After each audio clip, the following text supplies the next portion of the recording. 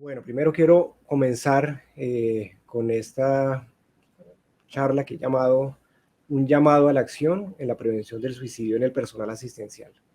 Nuestro interés es poder compartir algunas ideas con respecto a qué es lo que está sucediendo con el fenómeno del suicidio y cómo podemos desde el ámbito asistencial encaminar acciones de prevención de este desenlace. Todo esto ocurre en el marco de la conmemoración del Día Mundial de la Prevención de Suicidios que tuvimos el pasado 10 de septiembre. La idea es que en esta presentación hablemos inicialmente un poco del panorama de la conducta suicida en nuestro país, para pasar luego específicamente a la conducta suicida en población médica, en población de la salud, y cómo ha sido el impacto de la pandemia en la salud mental de los colaboradores. Continuaré con algo breve de estrategias de prevención y finalmente algunas recomendaciones a seguir. Entonces, comenzando con el panorama del suicidio en nuestro país, lo primero es comentarles algunos datos que tenemos desde el 2015 en la Encuesta Nacional de Salud Mental, donde se investigó la prevalencia de elementos de la conducta suicida en la población general. Fíjense cómo tenemos una prevalencia en población general de ideación suicida que está alrededor del 6% y que es muy similar en población tanto de adolescentes como de adultos. En el intento de suicidio tenemos también una prevalencia más o menos del 2,5%, que también es muy similar entre adolescentes y adultos, pero encontramos una diferencia cuando estamos pensando en el plan suicida, ¿no? Y vemos cómo en los adolescentes el plan suicida se ve menos que en la población adulta, ¿no? Que nos habla de un fenómeno clínico bien conocido por quienes trabajan con la población adolescente, y es el paso al acto y la pobre reflexión que se hace alrededor de la ideación suicida. Pasan fácilmente o rápidamente de la ideación al intento de suicidio sin una planeación muy elaborada, como podría suceder más en la población de adultos. Y acá me estoy refiriendo a población del ámbito general. Ahora, si miramos el fenómeno del suicidio en nuestro país, estos son datos que tenemos desde el año 2015 hasta el año 2020, vemos cómo veníamos en una clara tendencia al incremento del riesgo suicida. Vemos acá unas tasas en el 2015 alrededor del 5,1 por 100.000 habitantes, como una tendencia permanente de incremento hasta llegar a casi al 6 por 100.000 habitantes en el 2019, y una disminución o retroceso en el año 2020, que volvimos a niveles similares a los que teníamos en el año 2016. Mucho se ha indagado acerca de la posible, o cuál puede ser la posible causa de que en el año 2020, en plena pandemia, hubiéramos tenido una disminución del número de suicidios. Posiblemente el hecho de estar en confinamiento, quizás un menor acceso a métodos letales, quizás un mayor control social por parte de los grupos familiares en las personas que estábamos como confinados y en núcleos cercanos. Y bueno, también alguna posibilidad de un subregistro de información como en esa causalidad de mortalidad, ¿no? Ahora bien, si nosotros ya nos detenemos a mirar lo que está sucediendo en el 2021, vemos que ha habido un incremento con respecto al primer trimestre del año 2020 e incluso con el primer trimestre del año 2019, donde encontramos tanto en hombres principalmente un incremento en la tasa de suicidio en esta población. De continuar esta tendencia que hemos observado en el primer trimestre, el año 2021 se convertiría en el año con la tasa de suicidio más alta en la historia de nuestro país, ¿no? O sea, que es un fenómeno que es importante que tengamos en cuenta. Ahora, si llevamos esta situación del contexto general, del contexto de la población general al contexto de los trabajadores de la salud, encontramos algunas cosas que son importantes y algunas cosas que tienen que ver específicamente con el impacto de la pandemia en la salud mental de los colaboradores, de los trabajadores de la salud. Efectos del aislamiento, del distanciamiento producidos por la pandemia, efectos de la sobreexposición a información, temas estresantes, particularidades del duelo, cambios en la rutina diaria, efectos de la infección, a las personas que han tenido infección por COVID, que tiene un efecto conocido sobre el sistema nervioso central y que puede generar psicopatología.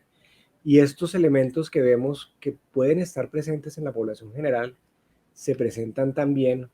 en médicos, y específicamente en médicos encontramos algunos elementos importantes que nos pueden hablar de cómo se maneja el estrés y cómo se maneja o por qué puede ser mayor el riesgo de suicidio en médicos que en la población general. Y un primer elemento que es importante que tengamos en cuenta tiene que ver con los rasgos de personalidad. Para nadie es un secreto que dentro de la personalidad de los médicos hay ciertos rasgos, ejemplo, por ejemplo, rasgos obsesivos, tendencia a la perfección, a ser muy autoexigentes, que ante una situación de, digamos, de revés en la vida o ante una frustración pueden ser difíciles de manejar. Desde la formación médica, en los primeros años, los médicos residentes pues están sometidos a unas presiones académicas importantes que generan una carga de estrés importante. El hecho de ser proveedores de cuidado y vivir a lo largo de este año y medio que llevamos de pandemia una mirada muy cercana y un contacto muy cercano con este cuidado y con la muerte de nuestros pacientes también genera unos niveles de estrés especiales. El aislamiento al que muchos se han visto, sobre todo en la primera parte de la pandemia, por temor a contagiar a sus seres queridos, a sus familiares, y por supuesto el estrés laboral, ¿no? Que es una profesión en la que tenemos unas tasas y unos índices de estrés muy importantes. Todos estos factores, entonces, asociados a la salud mental de los médicos, podrían hablar de por qué las tasas de suicidio en médicos son más altas que en la población general. Recuerden que estábamos hablando en tasas de población general en nuestro país entre el 5 a 6 por 100.000 habitantes, y como en estudios internacionales, en médicos esa tasa se eleva en 28 a 40 por 100.000 habitantes, ¿no? Solamente en Estados Unidos se están presentando alrededor de 400 suicidios de médicos al año, y cuando miramos estudios de metaanálisis que han investigado el fenómeno en estudiantes de medicina, vemos como el 27% de los estudiantes de medicina presentan algunos síntomas de depresión o síntomas depresivos, y el 11% ideación suicida. Lo relevante de este estudio es que de todo este grupo grande de estudiantes de medicina que presentaron síntomas depresivos o ideación suicida, solo el 15% buscaron ayuda profesional, ¿no? Que habla de otro elemento importante, como a veces para nosotros el pedir ayuda o el buscar ayuda cuando estamos mal no es tan sencillo. Siguiendo con el tema de suicidio en médicos, este es un metaanálisis reciente del 2019 que evaluó la tasa estandarizada de mortalidad por suicidio en médicos en comparación con la población general, encontrando una tasa de 1.44 con un intervalo de confianza entre 1.16 y 1.72, identificando que es más frecuente la presencia de suicidio entre médicos que entre la población general. Y un hallazgo muy importante de este estudio, que el riesgo en mujeres es mayor que en hombres, con una tasa estandarizada de mortalidad de 1.9, con un intervalo de 1.49 a 2.58. Que esto, como ustedes recordarán, es exactamente lo opuesto que ocurre en la población general. Si bien en la población general tenemos que es más frecuente el suicidio en hombres que en mujeres, en médicas el riesgo de suicidio es mayor que en médicos. Y dentro de las diferentes ramas de la medicina encontramos mayor riesgo en anestesiólogos, en psiquiatras, en médicos generales y en cirujanos generales, siendo estas 4 áreas de la medicina áreas donde vamos a encontrar la más alta tasa de suicidios dentro de la población médica. Como hallazgo también relevante de este metaanálisis, tenemos que hay poca información de otros perfiles profesionales, poca información de, bueno, qué es lo que pasa con enfermería, qué pasa con terapia respiratoria, qué pasa con terapia física, qué pasa con psicología, con odontología. No tenemos muchos datos alrededor del perfil de suicidio en estos grupos profesionales, lo que nos debe llamar la atención de la importancia de investigar justamente en esta área, ¿no? Como en otras áreas del cuidado asistencial, debemos estar también evaluando cómo se está comportando el riesgo de suicidio, no solamente en reglos médicos. Continuando con los factores de riesgo y que han sido derivados de la pandemia, lo que hemos hablado de la carga laboral, que ha incrementado de manera muy importante la carga laboral habitual, lo que conlleva claramente a una fatiga física y a elementos de privación de sueño. Y esta privación de sueño también puede verse de manera muy frecuente cuando vemos que por situación laboral se ve la necesidad de doblarse en turnos o se ve la necesidad de tomar varias secuencias de turnos simultáneamente, sin que sea extraño que una persona pueda pasar 2 noches seguidas de turno, aumentando la carga laboral, aumentando la fatiga física y produciendo un elemento que es un factor de riesgo para desarrollar síntomas depresivos y de ansiedad. Por supuesto que la toma de decisiones difíciles también es un elemento importante en este contexto que hemos vivido de la pandemia, cuando los recursos a los que tenemos acceso están limitados y tenemos que decidir cómo podemos brindar el mejor cuidado a nuestros pacientes con los recursos limitados que tenemos. Y definitivamente otro de los factores de riesgo que aparece específico dentro de la profesión médica es pues el acceso a medios letales, ¿no? Al medio, a fármacos que tienen un potencial letal y pues evidentemente un conocimiento detallado de la fisiología que permitiría identificar una forma efectiva de causar un suicidio. Ahora, no solamente estamos hablando de la depresión y la ansiedad, ¿cierto? Como unos elementos que pueden surgir o que pueden aparecer en medio de esta carga en el personal asistencial, sino que podemos tener también otras reacciones, como la reacción a estrés agudo, que estaría dentro del marco de las reacciones esperadas, ¿no? Para la situación. Esperaríamos que frente a una situación de estrés, frente a una situación traumática, como es lo que hemos venido viviendo, y más si esto ha tocado de manera directa a las familias, con duelos de familiares cercanos que pueden haber fallecido en el marco de la pandemia, tenemos estas reacciones de estrés agudo. Y también se ha descrito en la literatura, dentro de las pandemias, la posibilidad de desarrollo de estrés postraumático, ¿no? Cuando estas reacciones de estrés agudo se prolongan en el tiempo y cuando empiezan a aparecer la constelación sintomática habitual del estrés postraumático, con reviviscencias, con aumento del alertamiento, con pesadillas, con esto de los flashbacks o reviviscencias que se presentan en el estrés postraumático. Quiero mostrarles algunos datos. Este es un estudio que evaluó la prevalencia de depresión, ansiedad e insomnio en trabajadores de la salud durante la pandemia de COVID-19. Lo que se encontró pues fue depresión en el 28%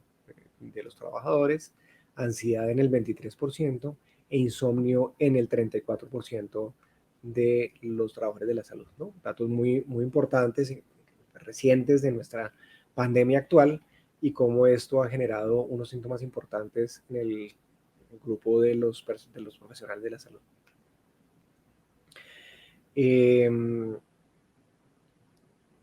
Ahora, si miramos los diferentes diagnósticos, podemos ver un estrés postraumático que puede aparecer hasta en el 13% de los trabajadores, depresión en el 24%, el síndrome de burnout en el 28%, ansiedad hasta el 30% y reacciones a estrés agudo hasta el 40% de los trabajadores de la salud. Y estas, digamos, hallazgos de estudios internacionales son perfectamente aplicables a nuestro contexto. Nuestro contexto en nada ha sido diferente al de otros países en los que hemos tenido también colapso o sobrecarga de nuestros sistemas hospitalarios, donde hemos tenido una carga de estrés muy relevante y muy importante, ¿no? En otras pandemias o en otras epidemias, en este caso pues fueron epidemias más que pandemias, la del SARS, la del MERS, bueno, y la pandemia del COVID, pero también en otros casos como las epidemias de ébola en África y algunas epidemias de influenza, se ha visto también en médicos, en personal de enfermería, en personal de terapia, la presencia de síntomas de estrés postraumático entre 1 y 3 años después, hasta en el 10, y el 40%, depresión que puede llegar hasta el 50%, insomnio en el 36%, ansiedad en el 45%, y este estudio tiene una conclusión importante, y es que se encontró un mayor impacto en estos términos de síntomas depresivos, de insomnio y de ansiedad en el personal de enfermería en comparación con el personal médico, ¿no? Y esto en relación con el mayor contacto y la mayor exposición del personal de enfermería a estas situaciones estresantes alrededor de la pandemia. Este otro estudio que les traigo, reciente, nos habla de los síntomas psicológicos en personal de primera línea durante la epidemia de COVID,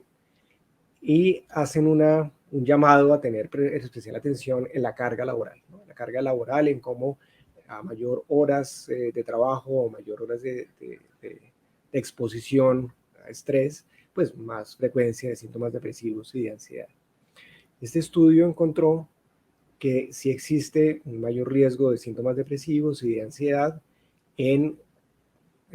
población médica en comparación con población general, en términos de depresión y de ansiedad. Ya tenemos el OR y intervalo de confianza, que son intervalos de confianza significativos, pero en este estudio en particular, el riesgo de suicidio no reportó diferencias con relación a la población en general, ¿no? En este estudio en particular. Este pues fue un estudio realizado en China. Otros hallazgos de este estudio que pueden ser importantes, lo que comentaba del tiempo laboral. A mayor tiempo laboral, más tasa de depresión, más ansiedad, más somatización, más insomnio y mayor riesgo suicida, lo que nos debe presentar también ya un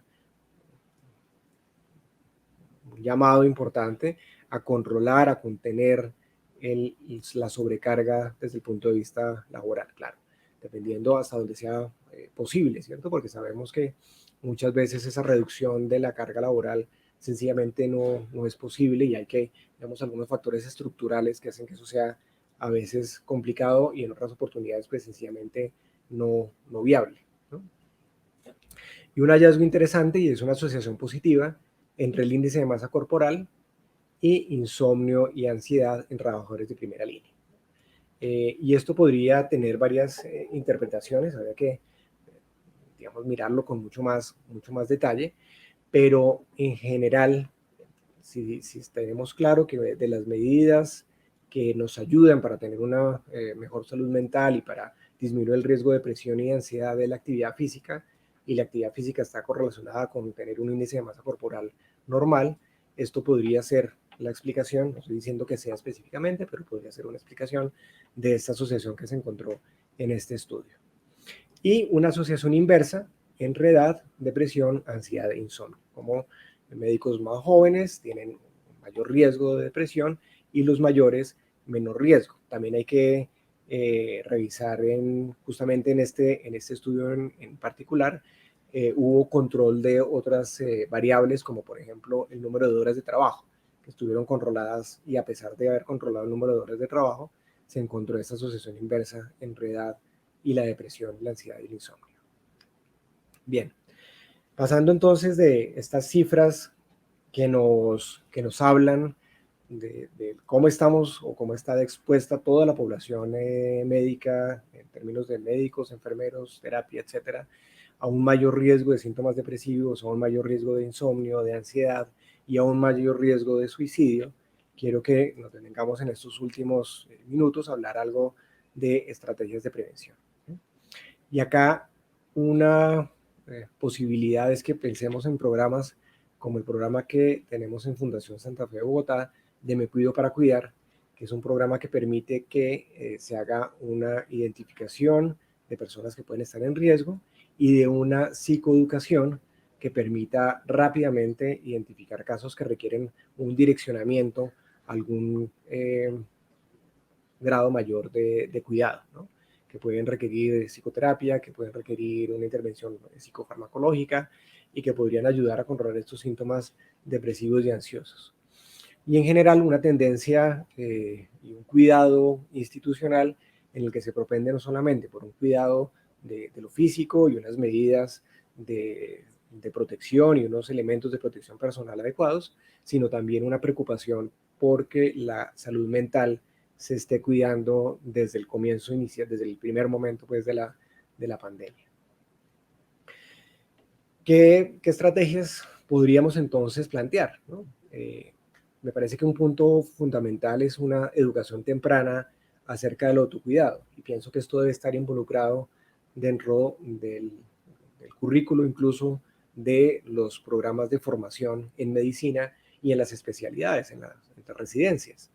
Como desde el comienzo es importante que se eduque en la importancia de, bueno, tener un adecuado balance entre actividad académica, actividad profesional y actividades de actividad física, deporte, de distracción, de hobbies, etcétera, que puedan permitirle a la persona pues tener un autocuidado desde el comienzo de su vida y que continúe a lo largo de la vida laboral, ¿no? Fundamentalmente promover actividades de bienestar y de promoción de la salud mental, como lo que mencionaba en el programa de Me Cuido para Cuidar, en la que se promueven actividades y estrategias de mantenimiento de la salud mental. Un punto fundamental de reducción del estigma, es muy importante, dejar de pensar en los trastornos mentales como cosas extrañas, externas, que deben ser ocultas, que no se puede hablar de ellas, que se pueda perfectamente hablar y expresar cuando la persona se esté sintiendo mal, sin que eso signifique que sea señalado, dejado de lado, estigmatizado, ¿no? Un aumento de la cohesión social, definitivamente, fomentar vínculos, redes de amigos, de familia, dentro de grupos de apoyo que permitan aumentar esa cohesión social, y estrategias de cuidado de pares, ¿no? Que este es un elemento importante, como también tenemos la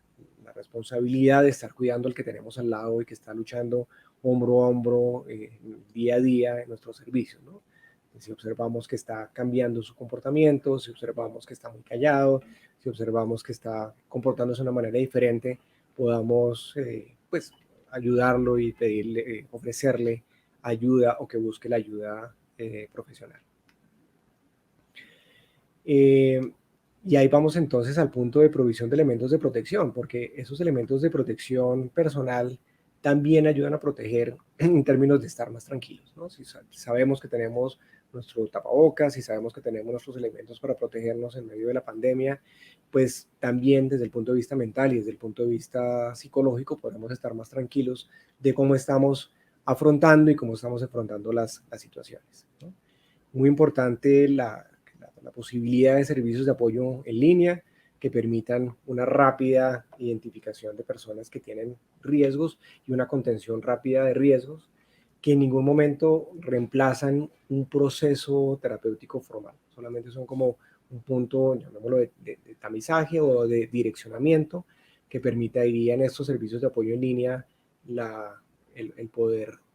acceder, o que las personas puedan acceder a estos servicios. Y claramente uno de los grandes cambios que nos trajo la pandemia y que trajo para que se quedaran son la posibilidad de acceder a servicios de salud o apoyo de salud en línea, de manera virtual, que facilita claramente el acceso. Trabajar en entrenamiento en resiliencia, ¿no? Es algo que se puede fortalecer, que se puede trabajar, que se puede mejorar, y desde tempranamente se puede trabajar en estrategias de ese entrenamiento. Y por supuesto priorizar en todas esas estrategias de atención a los trabajadores de primera línea. Bien, ahora, todo esto que he comentado debemos articularlo con la Estrategia Nacional de Prevención de la Conducta Suicida. Este es el documento que salió publicado la semana pasada.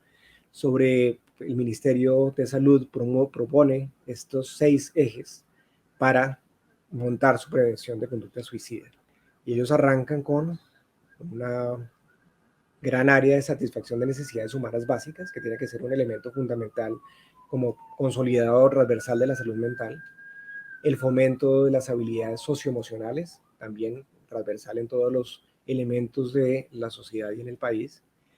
La reducción del consumo de alcohol como otro pilar importantísimo. Sabemos que el consumo de alcohol es un factor de riesgo muy importante, independiente para la conducta suicida. y por lo tanto la reducción del consumo de alcohol es importante en este contexto de salud pública general, pero también lo podemos trasladar a las campañas que hacemos en un nivel mucho más, en un contexto mucho más local, mucho más interno dentro del hospital.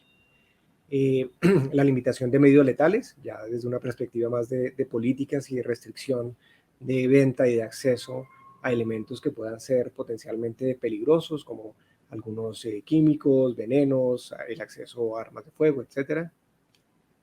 La posibilidad de realizar intervenciones en crisis y la atención integral a las personas con problemas y trastornos mentales, ¿no? Como otro de los ejes de esa Estrategia Nacional de Prevención de la Conducta Suicida. La idea es entonces todos los programas que se elaboren en un ámbito más local, que se puedan articular con esa estrategia nacional que viene pues desde el ministerio y que permite como una mirada amplia, grande, de qué es lo que necesitamos para prevenir la conducta suicida. Bien, para terminar, pienso que los pasos a seguir tienen que estar involucrados en dar continuidad a programas como Me Cuido para Cuidar, que permitan dentro de la población médica